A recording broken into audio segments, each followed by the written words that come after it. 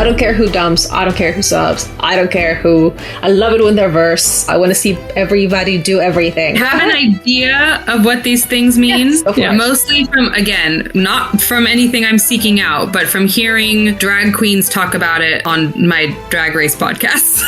that's my frame of reference. That's good. If it's positive, then that's good. Oh yeah. Go for it. Yeah. So what are your definitions of the Today we're getting kinky with it, my lovelies. This one is going to get nice and smutty, so saddle up, buckle up, get your toys, and let's have some fun. It's the kink episode. Woohoo! This is one I'm sure is going to be one of many. The ground is fertile, much like Izzy. On the pod with me this week, Gutes. Hello. And then we have Andrea, who is terrified. Yay! Yeah. I'm here to be pushed, maybe to tears. Let's find out. And then we've got Ren, who very kindly is moral support for Andrea. Yeah, back at it again. I mean, first up. Or for the first time ever. And I am Belle, of course, your favorite horny imp, because who better to lead the kink episodes than someone who should come with an adult themes, nudity, and sexual situations warning in real life. So let's kick things off with our first question, as we always do.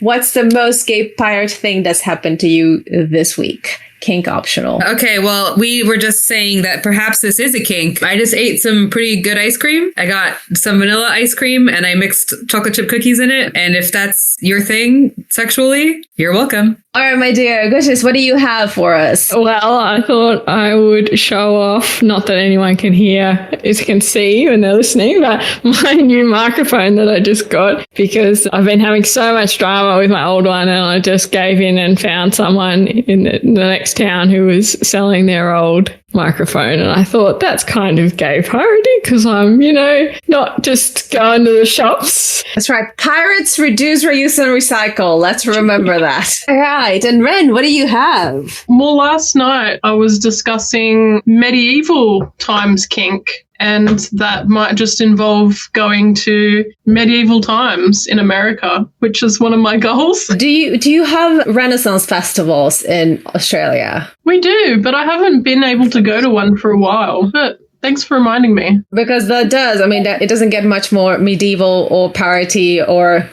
gay than that. Okay, so everyone plan to come here next April when we have our Ren Fair, because there's always Pirate Weekend, and then we'll go medieval times. We'll do it all. I love it. For me, in terms of a gay pirate, I have finally, after 3 years of struggle and pain, managed to make something flower in my back patio. And I was beyond thrilled. Now, did I do this? Was this a labor of my own hands? No. I decided to let my back patio basically go wild. So I just left the pots out of sheer and utter laziness. Okay, I really think you're talking about your butthole every time you say it. Your back, like when I let my back patio go out, I'm like, oh, they mean their butthole. And then you're like, oh, the plants. I'm like, okay, no, they really do mean their back patio. But I really thought that you were like doing a euphemism. And I think it's justified given who I am and how much I share about myself. But no, I really literally mean, because it's not a back garden, because I don't actually have a garden. I live in a concrete jungle. Well, there's very little green of anything. But out of sheer laziness, I left all of my pots with just soil in them, and all these beautiful wild plants from everywhere have just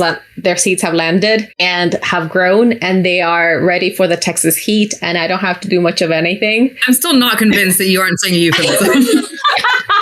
All right, my friends, let's get started. So the definition of kink basically comes down to something that is an unusual sexual preference. So really, what is an unusual sexual preference? And it can vary widely. It depends on the person, the circumstance, all kinds of things. So kink really is in the eye of the beholder. I will make that disclosure as well. We're affirming everything in this podcast, this one and the second one. Nothing you like is wrong.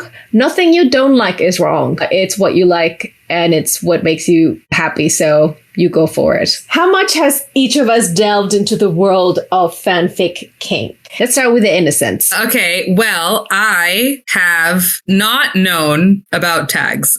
My brain is interesting in what it chooses to do, and my brain doesn't read tags. It sees them and it goes, nope, and just skips over and starts reading the words. And I realized later that's a bad thing that I do, that I should actually pay attention to the tags. So I definitely have on accident stumbled into, I think, more of the like more well-known kinks, things like bondage. Like some people think like 69 is a kink, which maybe, I don't know, whatever. So I certainly have, and just sort of like read it really fast and then keep going into like the emotional parts. Hey, I do that plenty as well. Just depends what you're into. That's the thing. And this is the part where I say that, especially after I've already read a fic once, I do the opposite on rereads. I'm like, oh yes, this is so sweet. This is wonderful. Skim, skim, skim, skim. There it is. How about you, Ren? How much kink have you delved into in the fandom? How much have you run into? Look, I've run into quite a bit of it, and it's been really wild. A lot of the time, I'll avoid something if I think I won't like it. But there's been a couple of times where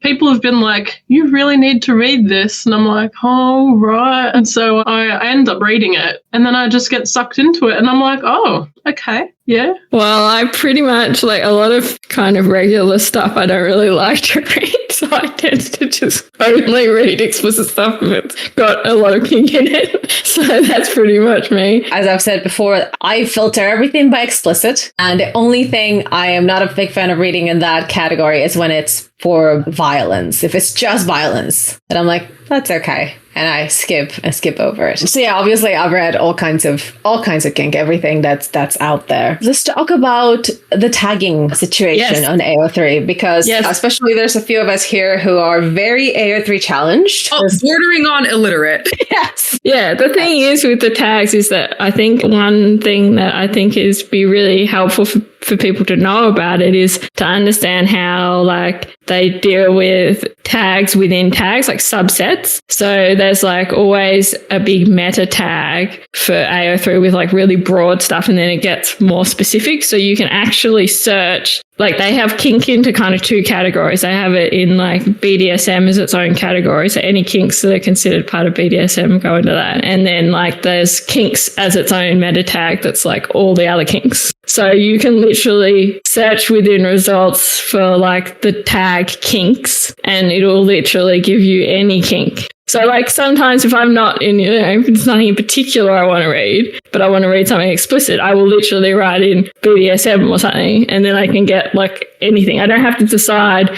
what kind of kink I want to read. You can just, and I think that's really cool. That's excellent. I had absolutely no idea. It would have saved me some searching and some indecision, like you talk about, when I'm like, what do I want to search for? Well, because I'm the kind of person I really like reading DS dynamics, for instance, like dominant submissive dynamics, but I don't have like a preference. Like I'm not going there looking for like a particular person to be the dominant one. Like it doesn't matter. And I'd actually prefer them to be switches, really, if I'm going to read it. So like it's better for me, like if I just want, because I don't have a preference. If you've got a preference, great. You can literally work out what the proper tag is for that and look just for that. And like, but then if you're not like that and you just want a broad search, but you're really interested in that kind of thing, then you can do the more top level search, and it'll just automatically tell you like anything that counts. So BDSM, of course, bondage, discipline, sadism, masochism. That's what that stands for. Sure does. Yeah. And it's lots of power dynamics. So here's the thing for me personally is that I'm a TV lover.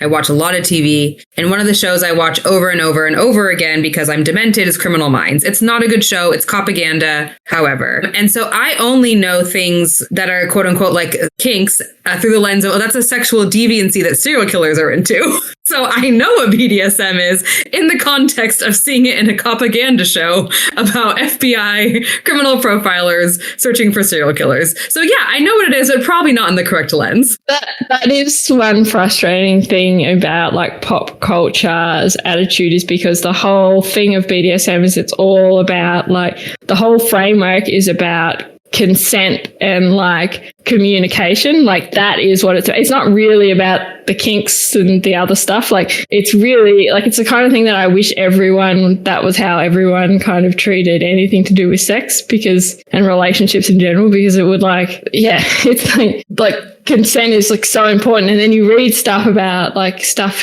that happens to people in everyday life where, they're dealing with, things where there's, consent that's a bit iffy, or like people that aren't communicating what they need out of a relationship or something. And it's like the complete antithesis of BDSM and like, and like the whole kink, like, what's it called? What's that acronym? The risk, what is it? RAC? Yes, it must be that one. A risk-aware consensual kink. Like it's all about, doing things, like knowing things are risky, but like everything's risky. Like pretty much anything on a sex act really is risky. So it's like, more about knowing stuff and communicating with people and like the consent side of things. And so that's why like it can be really good in fic when it kind of delves into that side of things more, and like, because that's kind of the way that if you're talking to people who are into that stuff in real life, that's kind of the attitude they have. It's quite different to like what regular people think about it, I guess. Not only that, but it's very the opposite of, unfortunately, how oftentimes anything that has to do with sex is treated. Very little communication and things like big broad statements like men like, women like, this is what's supposed to be. And then there's so many people who just don't know anything or feel shame because that's not how they fit into that mold of what you're supposed to be like or enjoy or do. It's amazing how many people don't know even their own anatomy, let alone the anatomy of the person that they're with. So the BDSM community it's almost the complete opposite of that. It's knowledge, lots of communication, lots of building that framework that makes it so that you can have a wonderful sexual experience where everybody ends up satisfied and happy. And if you don't, you talk about it and figure out what happened and where it went wrong without any you did something wrong or I did something wrong or like this is broken. All of that shame and bad feelings that go along with it. And that's why I really like the term vanilla too, even though it's not really a defined thing as being particular kinks or anything like that. It's like the idea is that like everyone is into something, like everyone's got some kind of kink. It's just that like if it's a really common one that like everyone just assumes that everyone likes, then that's kind of considered vanilla, because it's like who objects to vanilla ice cream? Like who objects to that flavor? Like it's just like the common one. Some people even like it. Jonathan O'Neill. But yes, now I'm just doing it to piss Ringo off. Yeah, you're absolutely right. And kink is another word that we talked about this. It has been almost reclaimed, like the word queer, because kink used to be very, very negative. It was a bad thing if you were into a kink. You all may be a little too young to remember those days. But now it's a name we've given our community. So we've reclaimed that word, which I absolutely adore. Yeah, but you're right again, because we were talking about this yesterday in the future from the past. But yeah, there is that generational divide as well, right? And Belle, you and I are closer in age. And then Ren and Gutis, I think you're closer in age. But yeah, the only context I really would have had, especially because I wasn't in fandom until now as an old woman, an old crone. The only thing that I would have. Are you guys? I mean, I'm mid-30s. I don't know. Am I close? I guess you're in between us and Ren. Yeah. But yeah, the only context I really had for BDSM or things like that was the mainstream procedurals, like the cop shows pretty much. And that was my only real frame of reference. This does remind me that the first kind of things that I get into were Anne Rice books, the books that Anne Rice wrote before she became Anne Rice, before she started writing under Anne Rice. And they are full of kink. There is less than zero consent in those books. There is no communication. It's magical realism, basically, where the person decides to do something to the other person and the other person just magically loves it. They read their minds. They see them beyond themselves. They know them better than they know themselves. And that's how that works in the Rice universe. Okay, you just unlocked a memory for me, not about Anne Rice, but when you said that, I was like, yeah, it like clicked in my brain, like, oh, there was something that I read that had like the idea of bondage in it. And then I remembered what it was. And I'm so horrified. It was because I went to Catholic school all my life. It was my book of saints and the histories of saints. And there was a lot of stuff in there about like different women being tied up and dragged through the streets. And I remember reading that as a child being like, do I like this? What is happening? And so maybe that's part of my problems as well, is that my first exposure was my Book of Saints as a Catholic child. So I need so much help. Like I started like teaching myself about BDSM stuff because like I read a fanfic that, it had a bit of bondage in it. And I was like, all right, what is with this thing? Like I need to like learn about it. Like, why am I enjoying reading this? I've never seen it in a positive light. I have to say, in the fanfic realm, like I'm a bit on the same page as Andrea here. I'm well aware of, all the stuff that was just discussed. Like there's a lot of aspects to it, but mostly in like common media and stuff like that, you only see it presented in a way that it's like associated with, people that have things going on or wrong with them or something like abnormal. You can see mental damage. Yeah. Yeah. It's never presented in a way where it's like, oh, we can explore this and see if we both like it. It's only ever seen at face value. I think we need to have like a bingo card every time we bring up 50 Shades of Grey, because now it's been a number of episodes that we talked about, because it is the ultimate mainstream, made it into mainstream. Yeah, the ultimate fake kink. Yeah, and it is almost a manual of the complete opposite of what actual BDSM and power dynamics. They're truly horrifically bad. Not only are the movies boring, because it's supposed to be movies about kinky stuff and it's like the most vanilla shit you'll ever run into in your life. Plus, again, I have a thing with actors. I'm very picky about actors and I didn't enjoy any of the actors in those movies. But the books themselves are a fanfic from Twilight. And they take all of the negative things about Twilight, all the bad things, all the Mormon things, and then they put really bad BDSM practices on top of that. So again, consent is like barely touched upon. The main character is basically buying her with money, trying to get her to isolate her from other friends, tries to get her to quit her job. In fact, gets her to quit her job. It's like, I'll pay you so you can just be with me the whole time.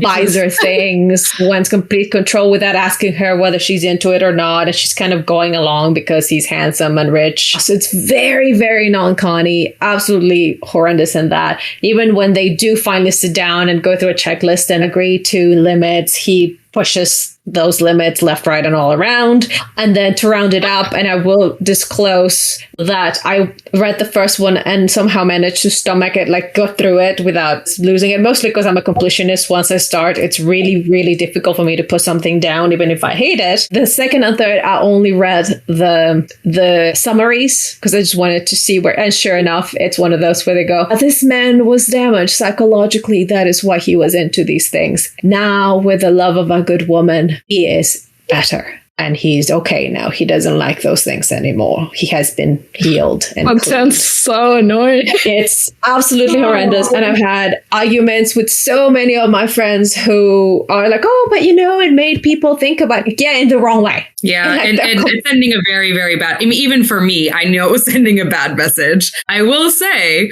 what's really funny is that it inspired an episode of Criminal Minds. There's a Criminal Minds episode about a serial killer who was inspired by books that are obviously, they're called something else. They're supposed to be 50 Shades of Grey. And he does very light bondage and then kills people. Very good. Great episode. I love it. That also reminds me of an argument I had with some coworkers, because we talked about having a movie night that with some queer representation, and they picked a movie that I thought was actually a terrible sample of queer representation. But they basically went into, well, but it's something like it's representation. They're there. It's like, yes, the word lesbian is used as a derogatory term. They're all caricatures. And so I was like, just because it's out there doesn't mean it's a good thing. And that's exactly how I feel about 50 Shades of Grey. If effective anything, I'm like, actually, it's harming us if you want to go that way. Then to contrast that with, especially our Flag Means Death fandom, because I have been in other fandoms where I've read all kinds of BDSM dynamics. The fandom is extremely knowledgeable, it seems to me, because there's lots of talk about consent within stories. If that bit is skipped for some reason, it's touched upon.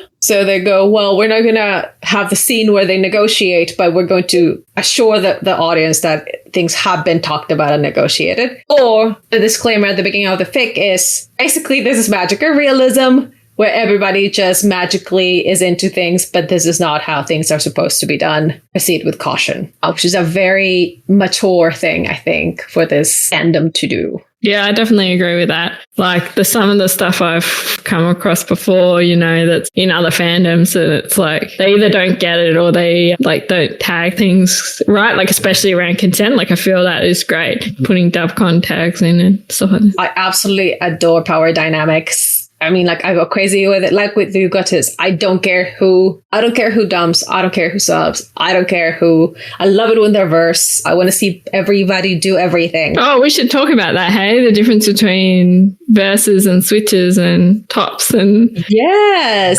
This is why I'm not a good host, because I always talk as if everybody knows exactly what I'm talking about. So Guttis, I have an idea of what these things mean. Yes. Mostly from, again, not from anything I'm seeking out, but from hearing drag queens talk about it on my Drag Race podcast. That's my frame of reference. That's good. If it's positive, then that's good. Oh, yeah. So what are your definition of these terms we're throwing around? Okay, so then top, and again, we're talking about power dynamics, not like actual sex. We're talking about power dynamics, right? Yes. Well, that's the thing. So top and like sex, yeah. Whereas not, the dom versus the sub versus the switch is like the power dynamics. Right. So a dom is like a top and a sub is like a bottom. Again, I'm not talking about actual physical top and bottom, just using the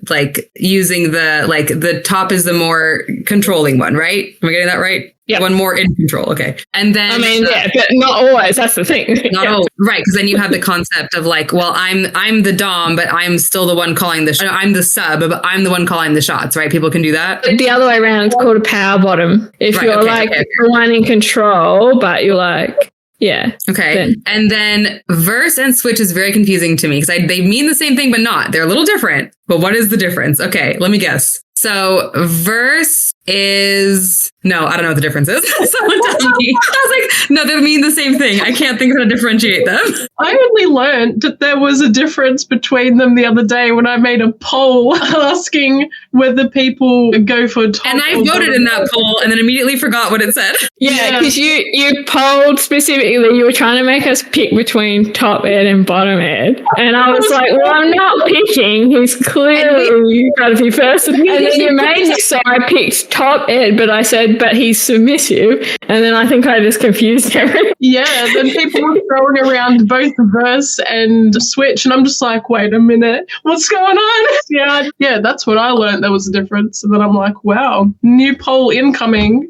I love it. So, Gusses, go ahead. Let's clarify. Versatile goes with the top and bottom. So, verse means that you are happy to either top or bottom, in terms of sex acts, actually doing stuff. Whereas switches, people that, sometimes they like being the dominant one and sometimes submissive one. So, the top and bottom tags and versatile, it doesn't really, you can do that and not have any power relationship. It doesn't really have anything to do with that. It just has to do with who's doing what, So, because some people really don't like to read, from a character's perspective, they only want to read certain people bottoming, for instance, and they really don't like reading some other characters doing that. So that's why it's important to have those kinds of tags if it's only one way. But if you see switch in there, that's very much, it means that there's power play stuff going on. They're doing stuff that's dominant, submissive, but they're taking turns or they're mixing it up a bit or whatever. Yeah. To clarify, so top and bottom refers to sex specifically, not power dynamics. Sub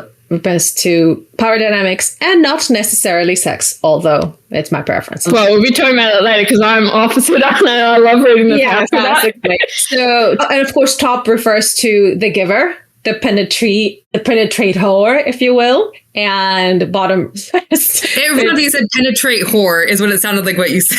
I don't think that's what you said. That's what it sounded like. No, all penetrators are whores. No, penetrate whore. So they give it whore. And actually, I just realized as we're talking about this, I again think of myself as like totally uninvolved in this type of thing, but I actually really love the power dynamic conversation about Ed specifically. And I've said this on other episodes, like I'm an Ed person. That's who I most relate to as the character. And I really love the idea of like, submissive bottom, however you want to phrase it, Ed, and because I think that's so opposite of like how he lives in his normal life, right? And again, I don't know how that would necessarily apply to me and as who I am, but I know that can be very separate from what you read anyway, so it's irrelevant. But that is, I don't seek it out, but I do like it when I find it on accident. I love that. And as we're about to talk, especially with Guts, so top bottom, very kind of old, I want to say, or it's been around for a while, especially when it refers to queer men. The idea, of course, that all men, in a heterosexual situation, all men are tops, all women are bottoms. And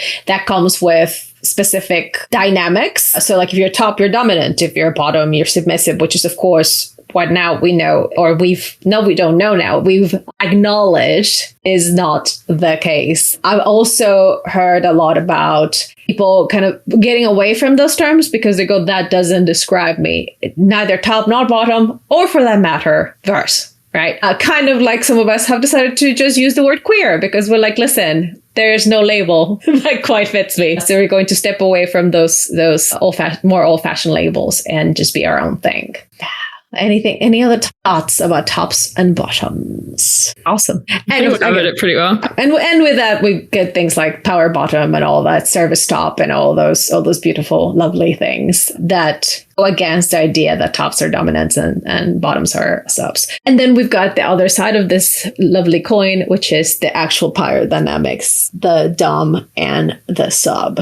Gushes, do you want to expand a little, or any of our innocents want to talk about anything that confuses or... Wait, okay, so how does this... My brain is tingling, because you talked a lot about Omegaverse when we talked about Twilight. So this feels similar. I feel like how you were describing like Alpha and Omega is like, Yeah. And I might actually jump in now with a fic correct that I was going to talk about at the end, but I might actually talk about this now because I think it kind of will help explain this a bit. Is like, that's one thing I really like reading Omegaverse. There's this pretty much my favorite writer is Parther of Muppets, and there's this like work in progress like Omegaverse one at the moment that's like really good for that, where it's like they have this really interesting like power dynamic relationship going on where like really the alpha is Ed, but he's really like exploring kind of being submissive and stuff, and they do a bit of both, but it's like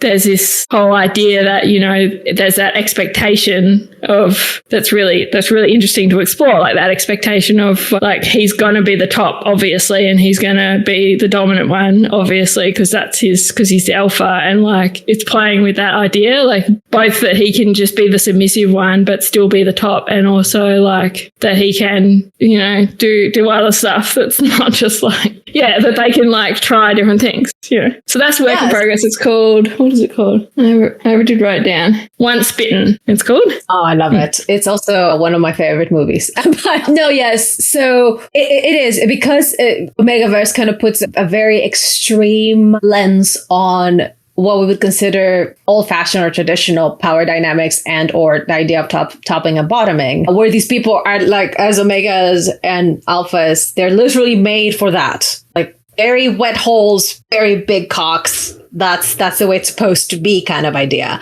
And I love, my favorite things are when this fandom takes that and turns it on its head. Some of my favorite Omegaverses are especially when the alpha goes, I want you inside me. Then immediately I'm like, I'm dead. I'm going to need a minute. I'll be in my bunk. It's so good. It's just beautiful. And I used to hate Omegaverse before, like when I read it, because I didn't know, this is what we're talking about before, you don't know the tags. This is the problem with Kink sometimes too. You don't know what a tag is. You read it, you go, oh, well, whatever. I don't know what that means. I'll just read it anyway. And And then like, you know, it was all this weird, not really consensual, like, you know, stuff where, you know, someone, if you go into heat and then you can't control yourself, it's like, oh, well, too bad, you know, you're going to have sex now for the next week with this person, regardless of whether you wanted to or not. And it's like, oh, I hate it. But then like, I've completely changed my mind on it now thanks to this fandom, because, you know, yeah, when you start getting into this kind of thing, like we're talking about, because it's taking that extreme of, like we were saying, the extreme of the top and the bottom roles and going, oh, well, that doesn't really have anything to do with power dynamics. It's like its own like whole different realm of like rules and subcategories and stuff. Like you can go to a different author and there'll be a whole different like world layout for the whole alpha and beta and omega dynamics. Like it's really interchangeable. And there's so much world building in this one too. Like it's great. It's like there's all these silly inventions that they've made, like because like Seed works with this company that like does like products and stuff. So there's all these like anti-bite like products so that you can like bite someone but it doesn't count, like it won't get through the skin to like protect you and like all this stuff. I love that. I love it. Yes, I love this fandom. I mean, just the creativity. They're taking things and turning them on their heads. It's so fantastic. And in previous fandoms that I've been in, I remember in general like being like, okay, I started going, I see where this is going with Alpha Omega. I'll read it. Some of it is quite hot. And then getting eventually bored. I was just kind of like, okay, yeah, it's the same thing, same situation. All right. And then this fandom just takes it and runs with it and does such a good job of it. Yeah, it's wonderful. And that's why we have 2 whole episodes about Omegaverse already in the podcast series. And there are more coming because much like the Kink episodes, there's so much to talk about on that side of the coin. So when it comes to power dynamics, Dom, let's define that. Gutes, do you want to do the honors of defining, or if, again, Andrea or Ren want to give it a shot of defining what's a dominant partner, what's a submissive partner, what does that mean, what does that imply? When the public, I think, especially after things like 50 Shades of Grey and things like that have come out, I think they think dominant is the strong partner who does whatever they want, and the submissive partner is the person that takes whatever the dominant wants to dish out or wants to do or wants them to do, which again is pretty much the opposite of what it actually is. Yeah, that's a good way to phrase it. Yeah. Yeah. So the way I've heard it that I thought was actually a very good way of putting it is the sub has all the power and the dom has all the control, if that makes sense. It's a little simplistic, but it gets a little bit more into the idea of what I think the dynamic gets a little bit closer to that center. And again, it's so what I think of, and I don't know why this is my first touch point when I think of like dom and sub, but I think of women who work on the internet and insult men who pay them. That is what I'm thinking of. That's a very good. I see what you mean. Like, yeah, like a professional situation where, a professional insulter, and the men are just like, oh my God, please insult me more, give me more money. But see, then that kind of situation, I feel like that's not really kind of how it works. Like that kind of thing, the reason people do that tends to be like if they need like help, that kind of gets into the discipline side of BDSM, where it's like if you feel like you don't have like a good, like your life is kind of a bit out of control and you need like you want someone like on your side kind of thing to kind of help you, and just rather than have all these options, just tell you do this, do that, and you'll be all right in like particular areas of your life, then like that's kind of where that kind of comes in. I feel like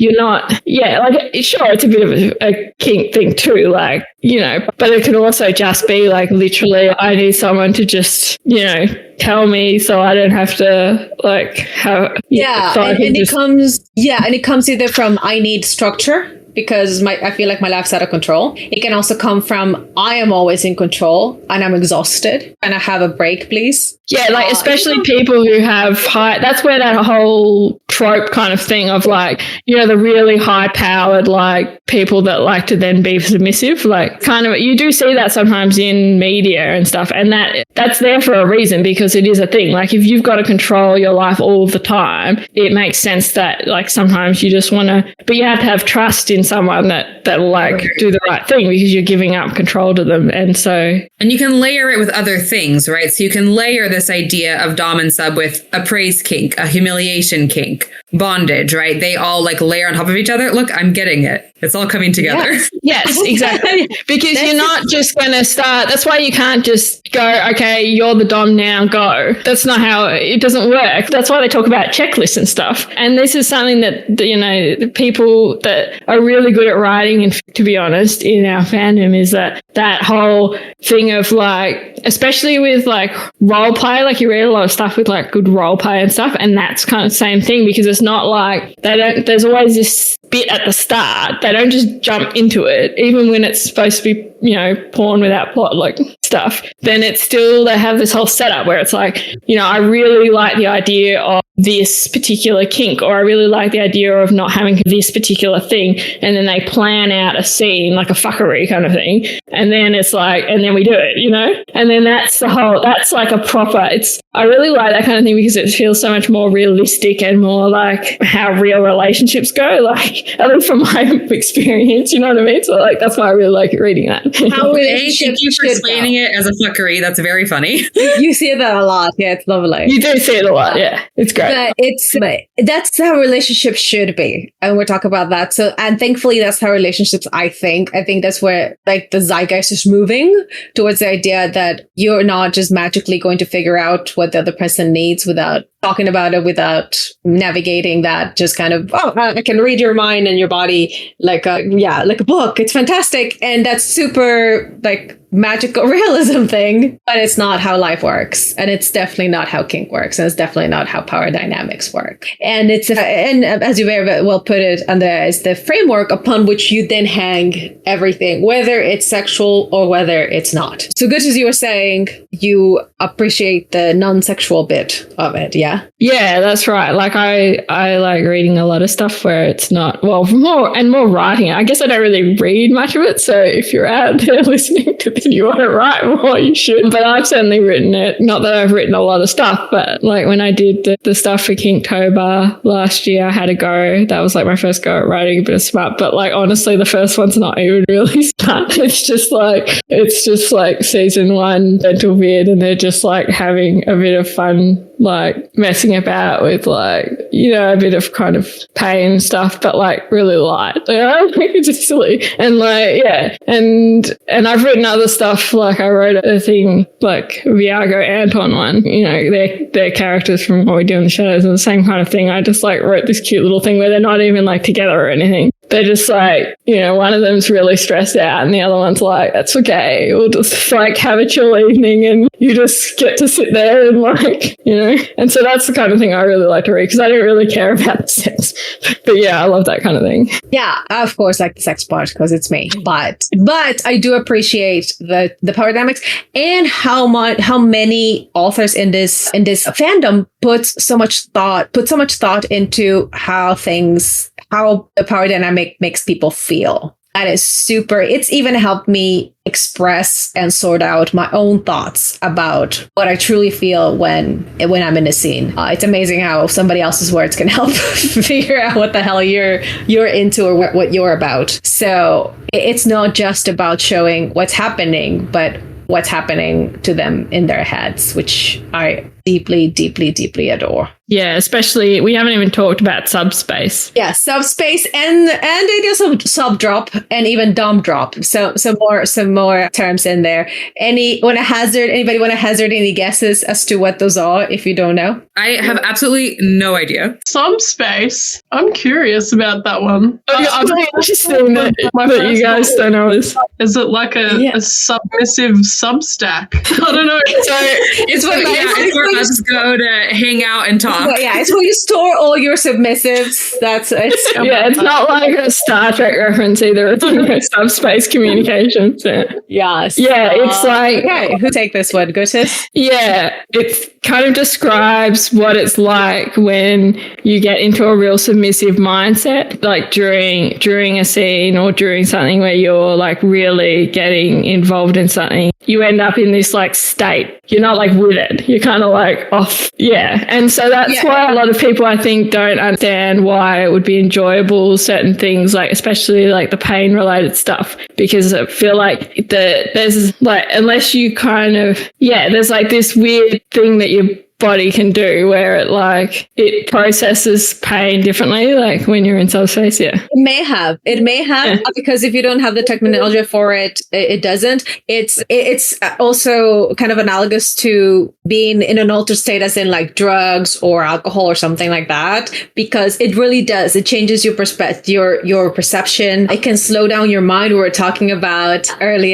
later that it can help neurodivergent people, because when some of us, our brain, we have a squirrel brain and things of that nature, and when you've got something that helps slow down your brain, that's incredible, and it can feel amazing, and it can be very therapeutic for that. But it's when you basically fall into an altered state of being from the sensations or the situation that's happened around. So it can be like a mental thing only, like it can just be from like the power dynamics of the situation, like, psychologically that you're thinking about, or it can be literally like physical sensations getting you into that state, because it's like how your brain kind of deals with. Can I give an analogy to try and understand this, to wrap my mind around this? So in a non-sexual context, would it be similar? And you're saying like that there's this mental way to get into it and like a physical way. So if you're like having a really good meditation where your mind's actually quiet, that would be like, okay, I mentally, like, I didn't need any physical stimulation to get there. I just like thought really hard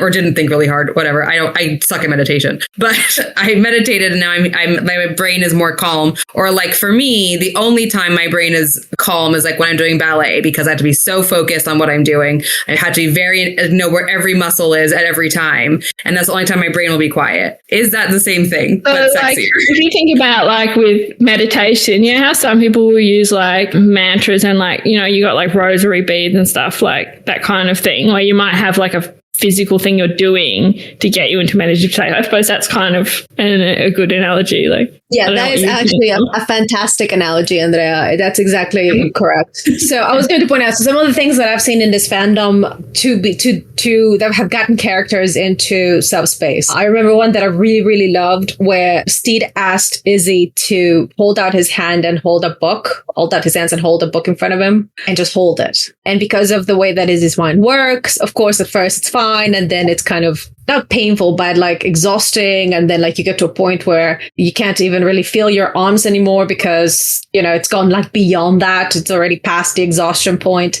and it gets into that subspace. So there's that. Again, none at all sexual. Holding a book is in no way sexual whatsoever, but it works out. And then you've got the other extreme where it's maybe something lots to do with pain or extreme bondage, so things like humblers, being asked to move in some uncomfortable way that somehow gets you so deep into your own body. Like when you do ballet, for me, it's dancing as well as working out does the same thing, where like you don't have enough space in your brain left for all the madness, all the rest to happen, and you're able to focus. So that's the other extreme of the subspace journey, if you will. Yeah. And along those lines, another thing that is often neglected, especially in media, and the fandom is pretty good about touching on, is aftercare. In the context of my gentle beard fics I like to read, I know about emotional aftercare, and it's usually like some of my favorite gentle beard fics will be like missing scenes. So like, okay, we saw that they had a fight, and now we have this scene where they're talking about it, and like maybe they're like maybe Ed's having his hair brushed by Steed or whatever. I love that. Is that my thing? Maybe, but I know aftercare in that context. That's a kink. That counts. Hair brushing, also grooming, absolutely. Grooming, absolutely kink. Not in the way that the heteros think of queer people, but in actual grooming. Yes. So aftercare is very important. Let's be clear, the good kind of grooming. Actually, please. My personal kink is not grooming the bad one. Yes. I just figured I would clarify just in case. But yeah, so when you come to power dynamics, there is a lot of very high emotional stakes, high physical, like exhaustion, things like that. It's very, very large, right? And in order to get yourself back into kind of your normal baseline area, place, if you will, it takes being taken care of. And this is true for both the dom and the sub. It can be emotional, lots of hugging, kissing, whatever brings you comfort. It can be things like bringing you a snack, making sure you drink water, wrapping you up in a blanket, all those kinds of things. Temperature can get a little crazy also when you do some of the scenes, because your body kind of reacts, like when you go into shock or things like that, where your body temperature just kind of goes bananas. So it's very important that whenever you do anything like that, you have that time to decompress and make sure that both partners, or however many people were involved in it, have a time to decompress and get back to a baseline, to normal, if you will, if you want to use that word. When that does not happen, or when that goes wrong, or, it could just happen, really. It's not necessarily when somebody does something wrong or skips something. You can fall into what's usually here sub drops more than you do dom drops, but when either of the people involved, again, it's kind of like going into shock. Like your body kind of goes crazy, your mind kind of goes all over the place. You can have physical effects. You can start shaking. You can start spiraling. It can go pretty bad. Kind of like having a trip. So if you're doing drugs, you can have a fantastic trip and you just had the best trip of your life and it's great. And you became one with nature and the divine and it was great. Or something went wrong somewhere along the way and now you're freaking out and you're curled under a couch, crying. Yeah, I've read some really good fics actually that have dealt specifically with dom drop, particularly like people that, like bringing up things that, one of the characters will be doing something in a scene, and then after the fact, it kind of will bring up something like some kind of traumatic thing, or it'll they'll realize something that they didn't think of before and it'll totally mess them up. But that's a great thing to explore in a fic, yeah. Yeah, you see that. I've seen a lot of that with Ed. Ed, of course, like doms, and then the Kraken kind of coming out, or he's afraid that the Kraken's going to come out, that kind of thing. And Interestingly, just yesterday, I was listening to a podfic, I should have gotten the name, where it was actually Steed who drops and who thinks that the only reason why Izzy and keep him around is because he's doming and he cannot afford to be soft, etc. And he just kind of spirals until they catch him. And they help him as well. So all things that go along with power dynamics, and that I am so happy and so thankful to this community for touching on and exploring. And that brings us to about an hour and plus, right? Am I just right? Yeah, that's an hour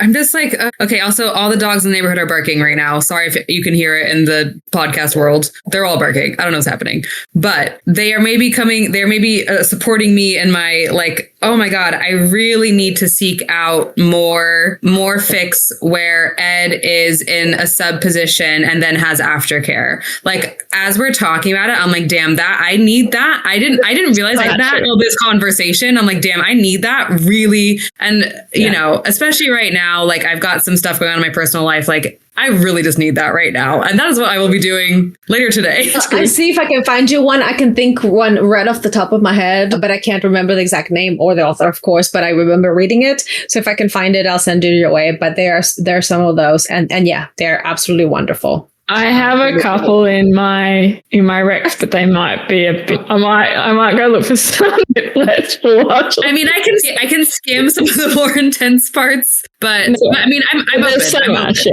There's a lot. Yeah, they're the only ones that go for. By the way, I fucking love Bottom Ed, baby girl. It is some of the sweetest things. I love it. I love it a lot. I, of course, and I've said this before, as the subbiest sub that ever subbed, anybody subbing, of course, makes me immediately relate to them. And then, of course, any character, especially sub-dumbing, just makes me melt into a little puddle on the floor, which is why when Khan said giving or receiving, and he said giving in every context, and then winked at, I'm sure it was his husband, like I was gone. I was on the floor.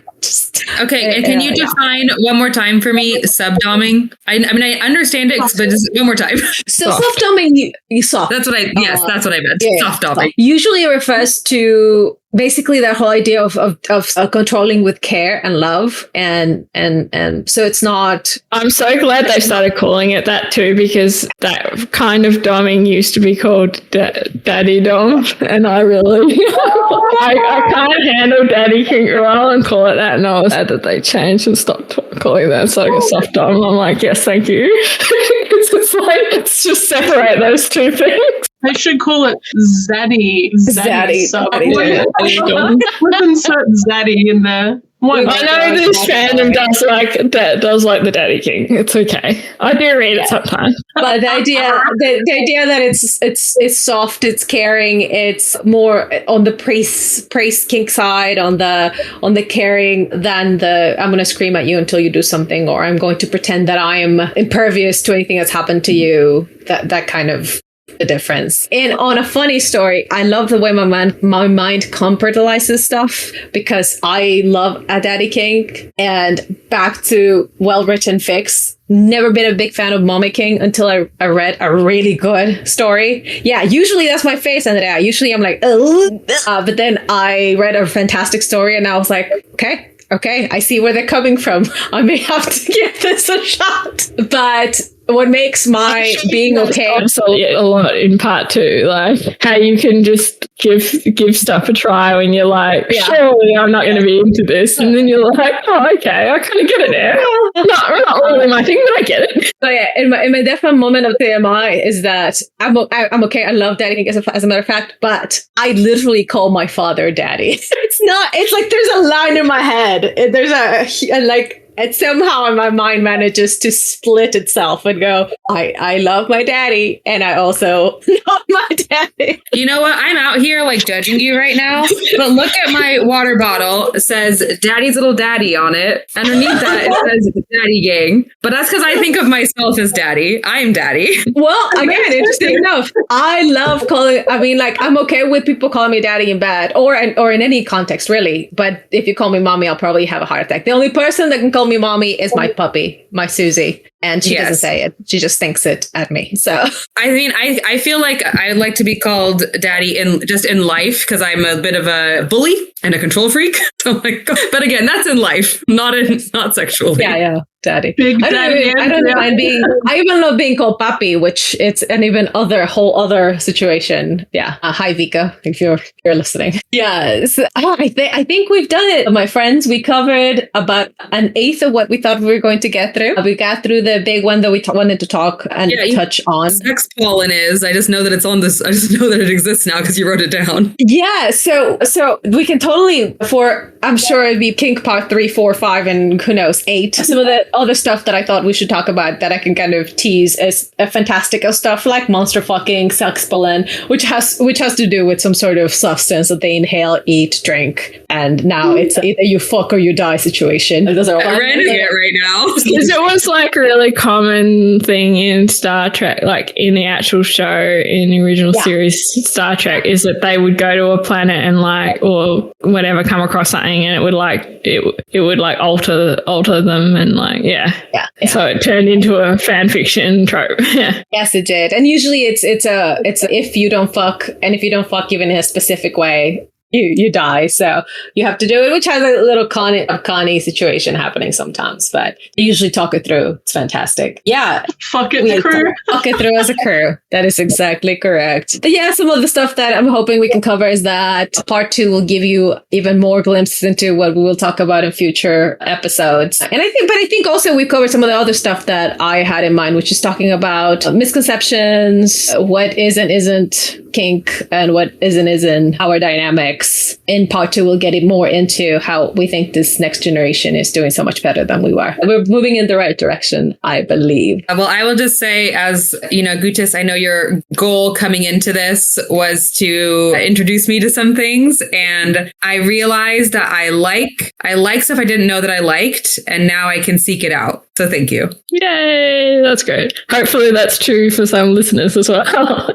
Giving stuff a try at least. Now they know how to look for it. Yeah. very fantastic segue into our recs. So our first rec, of course, everybody's recking Just Keep Your Eyes on Me by Master Puppets and Callan's Phantom. Fantastic fic. Andrea, any other recs? Yes, this was the one that again, because I didn't know how to read tags, eyes went right over them. So I read this one on accident. Through the Storm, We Reach the Shore by Wellsess. I think all of us know Wellsess, prolific writer, great stuff, always good. This is a post-season 2, whatever, in canon, little cute story that I really like. But in that cuteness, there's all kinds of things. There's hurt comfort, there's soft dom, there's anal fingering. That was really fun for me to read about. Let's see, I'm looking through my list of all of the tags now that I know that they're there. Praise Kink, which again, I think I like. But yes, I read this not realizing how sexy it was when I started, and I really liked it. It's in my bookmarks. It's one I revisit from time to time. So I recommend that one a lot. Absolutely fantastic. Ren, what do you have for us? Oh, okay. So I have one called Baby Bonnet. There's probably multiple called that, not gonna lie. It's by Wee Big Jane, and it's actually quite lengthy. It's 27 chapters, 130k words. And what it is it's based on a 1994 film called Junior. And if you haven't seen that movie, don't watch it before reading that fic, because it would be 100 times funnier. Just trust me. The way they've done it, incorporated Our Flag Means Death into that movie, is just hilarious, by the way. Obviously, look at the tags. There might be some stuff that you're not into or whatever, but it's comedy. I highly recommend reading that one. That sounds absolutely incredible. And again, this fandom, the creativity is just off the charts. YIO even pirates. So we've done in recent weeks, we've done crossovers with Junior. We've done crossovers with Us. We've talked about crossovers with, let's see, what else was, of course, Twilight. Yeah, the unfinished fic that haunts my dreams. Yes. That's right. There seems to be like no ending to what this fandom can combine with Our Flag, and it's amazing. Just incredible. So I've kind of got 2 that are like more Deed as the sub. They're all gentle bid, and then like the other 2 is more like the other way around, Heavy Ed as the sub. But it's called That Shockwave Deep in My Soul, and it's like this canon divergent one. Basically, they have to pretend that Blackbeard's taken over the ship and that Steed's like his captive or whatever, his captive servant. So they start off just like pretending so that they don't all get killed. So it's quite fun. Daydream Cash, who is a great writer, wrote this one called Bedroom as like a remedy. It's like about Steed kind of figuring out that maybe he does have a bit of a daddy kink maybe, and yeah. And there's some good like gender stuff in there as well. Yeah, it's really, really good. Like it's about them kind of negotiating a bit, not really being sure what it is about certain kink stuff that they like, or, yeah.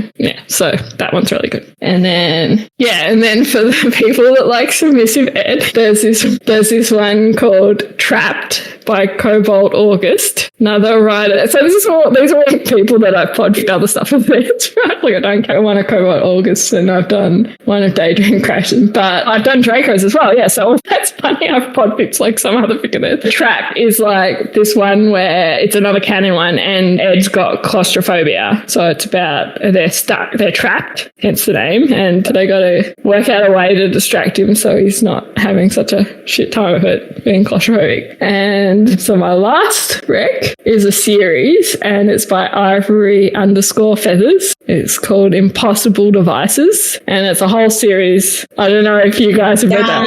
Oh god, it is definitely falls into the magical thing because you're like, but it works because it's like the TV show. Like it's really obviously this is anachronistic, but like who cares? Like, just go with it. Yes, I love that series so much. Some really, really good things for you all to try. So I had a few, but since we got through just one of our topics today, I'm going to stick to that one. And this is called The Slightest Touch. It's by Apple Teeth. It is a 32 chapter fic. It is very, very long. It's a book. It's lovely. And it is an incredible exploration of power dynamics because they go from the very, very beginning. So basically, Steed has come out of the closet, and like in so many fics, he's like, I'm going to jump into the deep end. I'm not going to pussyfoot around. I'm going to go for the most extreme thing that I can think of. He hires Ed, who is a very well-known dom, and they go from the very basics, like start playing with it being completely non-sexual, and Steed is kind of like, what the heck just happened? You didn't even touch me. And it just escalates just all the way to, and I believe the last chapter it is where they finally gets to subdrop, or subspace, not subdrop.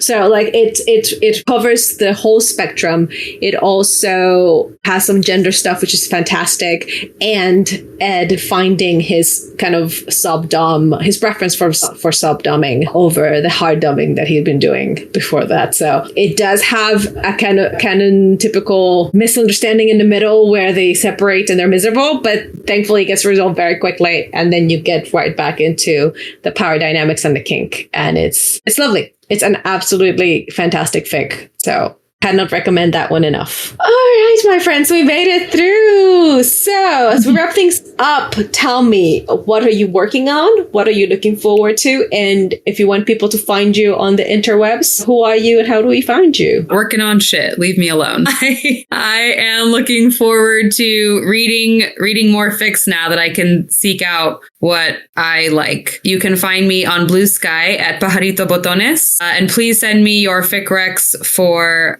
subby ed, lots of aftercare, light, explicit, more aftercare. Send me that, please. I love it so very much. Andrea, I am a very big supporter of doing nothing. I think that is extreme self-care and I love it. If I had my way, that's what I would do. I would do nothing all the time. And due to our crazy schedule for recording this today I did very little. I didn't go to the gym. I only walked a dog and went and hung out with some friends for about an hour. And that's all I did today. So I'm with you. I was very productive and I loved it. Ren, what are you up to? What are you looking forward to? And how can we find you? Well, like I said, I'm working my way to medieval times.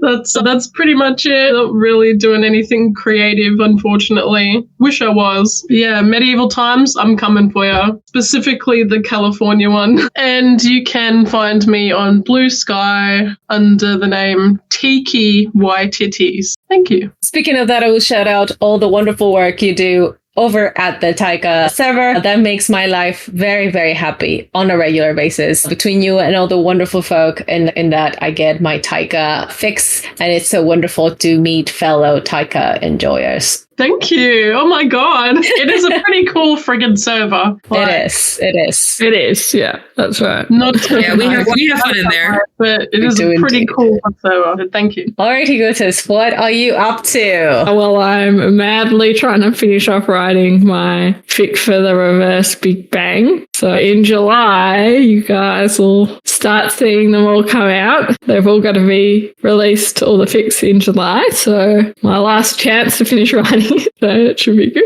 And it'll probably end up being a bit kinky. I don't know. I haven't written the bits yet, but we're getting there. Subscribe to my podfics, which you can do if you listen to podcasts, because you're listening to one now, you probably have a podcast app on your phone. So you should add the RSS feed so you can listen to my podfic. And I'm on Blue Sky. My Blue Sky is Mystic Trash Moon. And again, gonna upvote, follow Gudis's podfic channel. That's not right. Whatever. Follow it. It's great. It'll make you feel comforted when you got to go to bed, like for Belle, or also for Belle, make you horny. All of the above. It covers all bases. And as for me, I am on the metas under Belle La Saltabank, and I am Perilous and Wicked in pretty much everything else. You can find me also in AO3 under Whiskey Tango Florida, where I've done a few podfics thanks to the incredible advice that Gutis has given us to how to do it properly, and both in terms of sound, tagging, where to put them, and all that wonderful stuff. So thank you, Gutis. Again,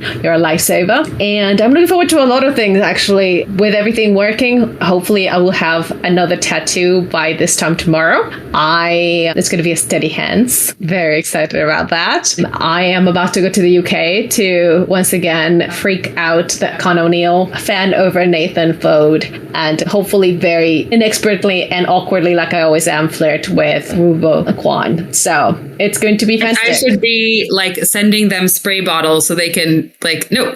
Yes. Go away. No, bad. And then I can start doing it like my previous puppy did, which is she just got excited. She was like, what? Right, exactly. That's what you're gonna do.